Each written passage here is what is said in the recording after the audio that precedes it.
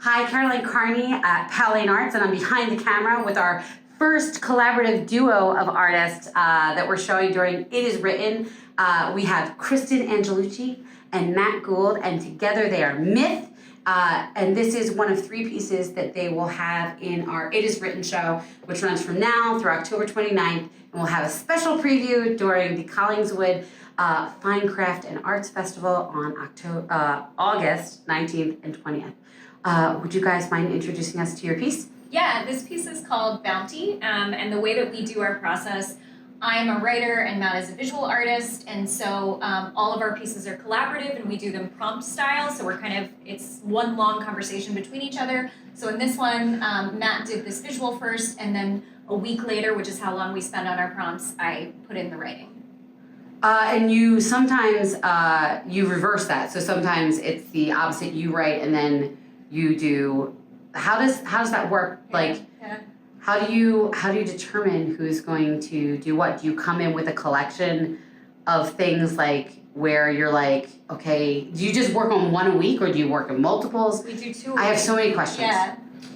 The simple answer is just flipped. So week to week. So one week will be creating a visual that in turn will warrant a response from Kristen, and then the next week I will be responding to the prompt that she had put in the previous week that sort of needs a visual to go along with that. That's nice. It's like a call and response. Yes. Yeah. So 2 pieces are being created a week, essentially a piece of writing and a piece of visual, and then they come together to make a final piece. That's so cool. How long have you guys been doing this?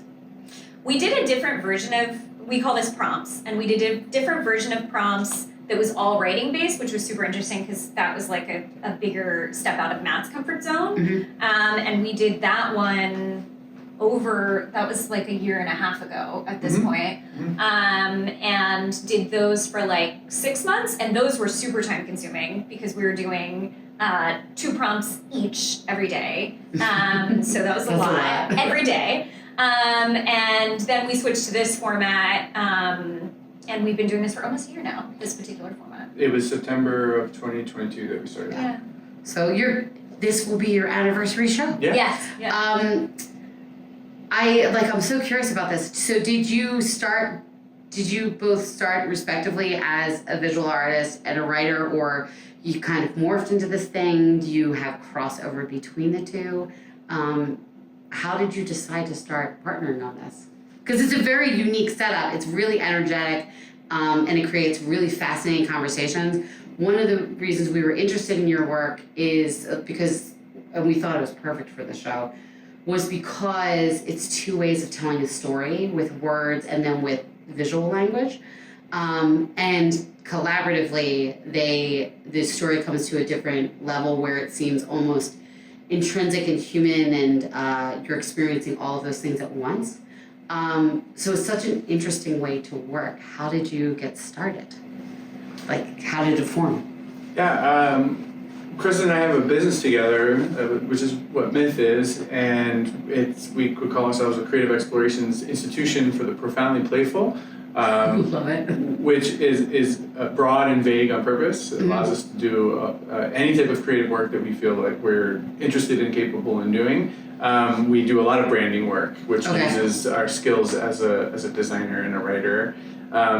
The work of prompts started in our partnership as a business, but was reserved as something we were doing for ourselves. It was very intentionally not client work. It was very intentionally not something that we had a plan for how it was going to be shown in what type of way. It was just something that was going to create a shared language between us that we thought would strengthen our work that was the client paying work. That's so interesting, because I think that one of the things that's interesting about starting a business and then also starting collaboration is, on the one hand, you want to have a structure, which for you guys in this particular case is prompts, but you also want to leave it open enough so that you have the ability to be adaptive, because it's like every artist says that they had a plan when, like most artists, not everyone, but lots of artists have a plan for how they approach a piece, but you have to leave room for adaptability, because it hardly ever goes to like you don't draw a sketch and then it becomes, the painting is exactly like the sketch, because there's something in there that the adaptive piece, the intuitive piece almost feeds the technical piece.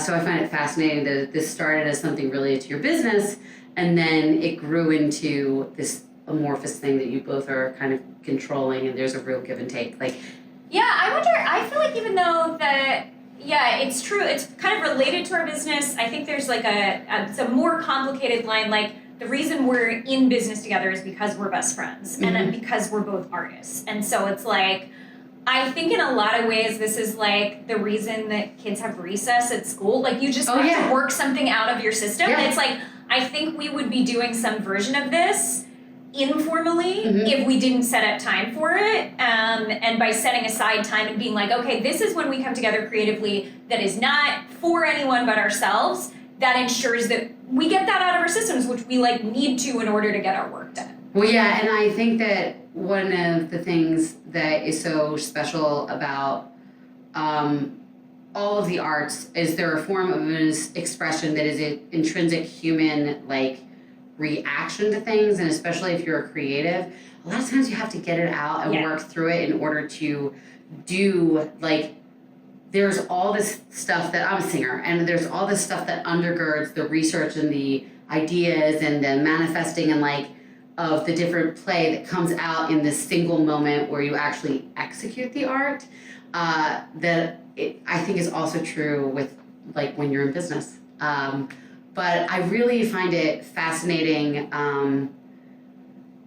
Some of your poems are long and complex, some are just a sentence, some of your visuals are layered digital images, and some are more singular. How do you, like, I guess what I should say is, first, I should separate that, which is when you're creating the visual, how do you find your visual resources? Well, for this series specifically,